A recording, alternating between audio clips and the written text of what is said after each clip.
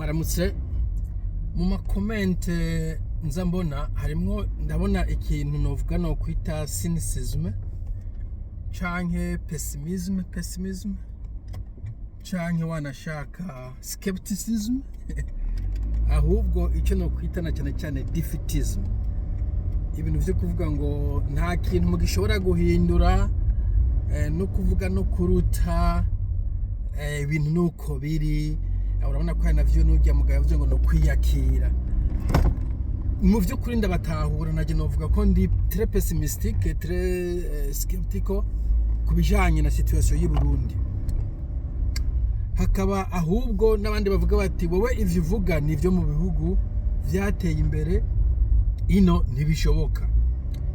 Navyo nibaza ko c'est vrai, gufata igihugu nk'u Burundi novuga ico cyanyuma gikenye kirimo corruption, kirimo icyo no kwita analphabetism canke illiteracy, abantu batize batari bake, abantu bicanye kuko navyo birafise ingaruka y'umuntu yishe. Nibaza ko afite ikintu ca traumatisme, ni no kwicuza no kugomba kwikavaringa.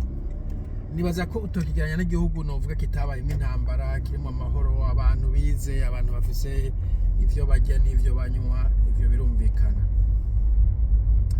Ariko nkavuga ni kumbure the next generation, mu vy'ukuri iyi generation yacu yoyo, abantu nkuko nyene baza bavyivugira ngo barengeje imyaka 50, ariko biravye bajya warababonye ujya nyambari we Jacques Bigirimana.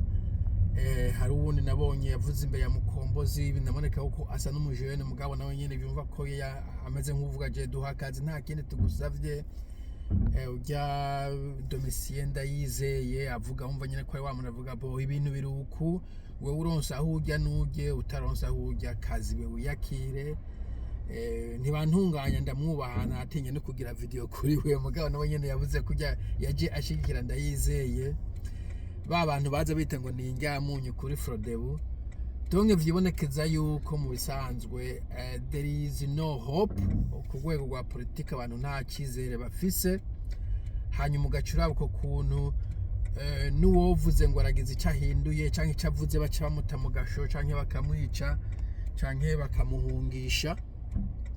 Ugashira ko nuko cyane ko no mugwaruka usanga ari ibiswi by'ingona nyene, ari zo nyambari zo ndakugarika, izo ngendera kure nazibakimbonera kure, bose ubona yuko umenga nabo nyene bari gukwirikira mu binono vya base wabo canke bakuru wabo, je no sais pas ko nabo nyene niyo baruka aruko bazoba bameze.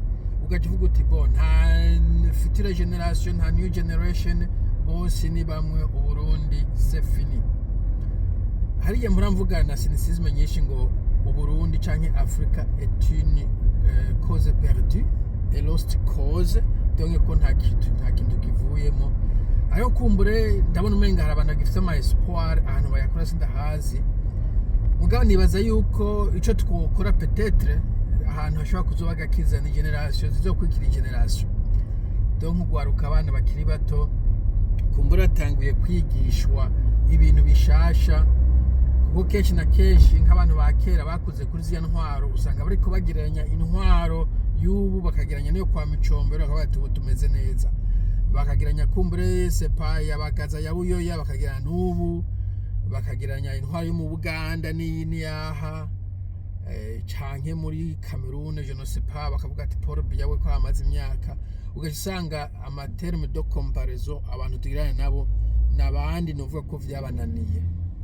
Ariko abantu batembera bakaja hanze, bagahanahana amakuru, urabona ko hariho communication yo guhanahana amakuru. Nibaza ko umuntu kumbure yogumana kizere ko hazogera igihe akabuto kagiye karategwa kubumwe k'amahoro, kumwumvikano, gukora n'umwete, ariko na cyane gukora na integrite, utabintu byo guswaganya kugira canke ngo hemuke kugira ngo uronke utwurya, ko peut-être bizoshoboka. Mugande yakubesha bene ko hari mu cynicism mu bantu, haba mu bapolitike, haba mu bahoze ba politike, haba mu batwara, haba no mu batwara no mu bahora batwara no mu batwara mu cynicism. Kubera iki? maze kumva yuko harimo abatari bake bararungitse imifamiye yabo hanze. Urumva nta kuntu urunka abana hanze uzi igihugu kimeze neza, byo biteye nk'isoni muze nk'umuperezida wo mu Bufaransa canke prime minister wo mu UK canke Australia canke sepa Barack Obama yarahungishije umuryango wiwe uri muri Cuba canke muri Brazil canke muri Ukraine canke muri Japan, je ne sais pas. Urumva vyoca vyerekana ko ntabwo bafise icizere kuri kazoza k'ico gihugu. Ikindi kenshi na kenshi i Burundi gituma mera nk'uwihebura no kuntu usanga abantu badatahura ibintu bitari bike. Uravye nkaha no gwa nk'akarorero urashaka kubonamo ibintu nkaha bitari ko baragenda neza. Icambere kubera iki abantu bagikoresha isuka kwimbura ibirayi, hariho imashini zizimbutse cyane. Urabona bari kuzuza izusuka, abagore bambaye ibitenge benshi, abagabo bambaye amapantaro. Mugabo ugiye ukagura imashini nk'iyi, iyi mashini mubona urabona ko itari compliqué na bwiri sophistiqué, ntabyigoye cyane.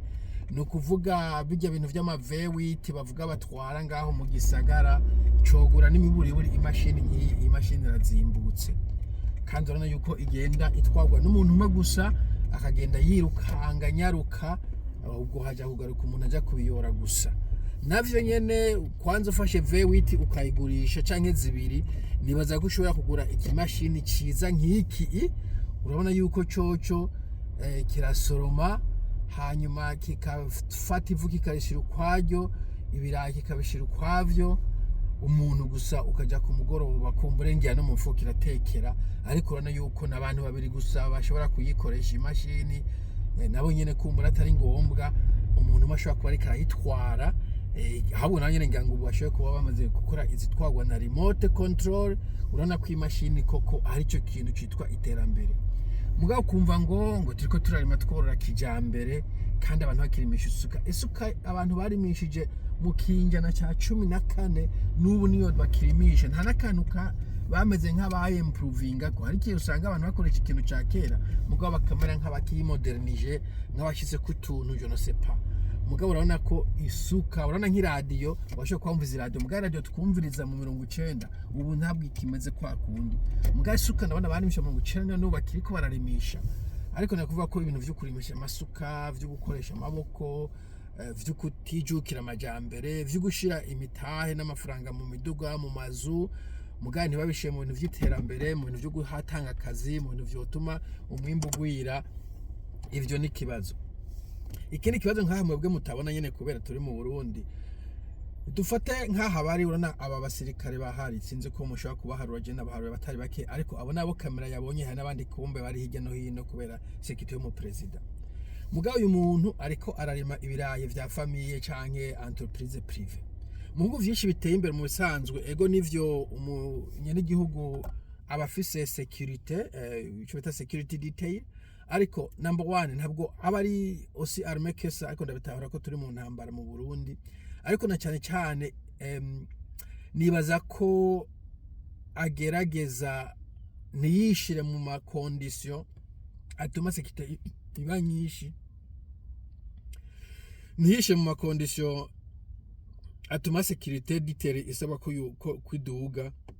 Ariko kandi kubera security ihembwa amafaranga y'abanyagihugu, nibaza ko agiye gukora utuntu twiwiwe.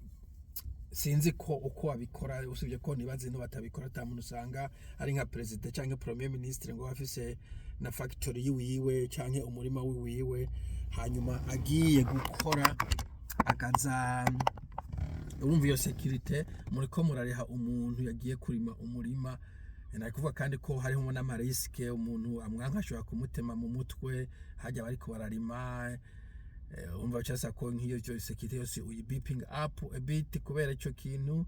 C'est pas abasirikare bamvuga inyumvira bashobora bari aho hejuru muri ico kibira. Umva cyasa ko security ba hafi kambi yose, no kuvuga wongereje security kuri entreprise ku gikorwa novuga kiri privé, kitari inzego z'igihugu, kitari mu bikorwa vy'igihugu, hanyuma abantu bagaca bari ha security yiwe.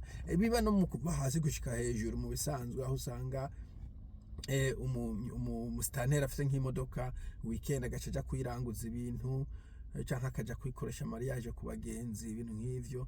Ivyo ni ibintu vy'igihugu mu bisanzwe abantu bataza gukoresha biyubara avuga ati iki kintu n'iki gihugu. Kumbura umutekano abantu babibona mugabo nanyene ubumenya ko abo basirikare bahembwa n'igihugu. Urumva nk'ubu bahembwa n'igihugu nk'akarojo ngize mariage ngavuga ngo nzanira abasirikare bancungere, bo birashoboka kumbure ko iyo hatari umutekano uhagije ko abasirikare cyangwa abapolisi bacungera event, ariko no kuraba ko nk'ubu nto kugura nk'iduka nk'akaroro ngaca mvuga ngo ni mu umusirikare azokwama ari kuri iduka kugira ntibanyibe. Iyo ni business yiwanje, nkeneye private securities baba bahari, bamwe bari armed member mu bihugu bimwe, ariko nico nashaka kuvuga abantu benshi bataboneka ko hari kihe usanga igihugu gitwagwa mu buryo budatomoye. Cyari cyo mvuga nuko twomera nk'abizera yuko umunsi umwe tuzogera aho duteye imbere, mugabo bizofata igihe, kumbure generation izokurikira. Je ne sais pas, I'm just rambling guys. So mugire umunsi mwiza, tuzosubira.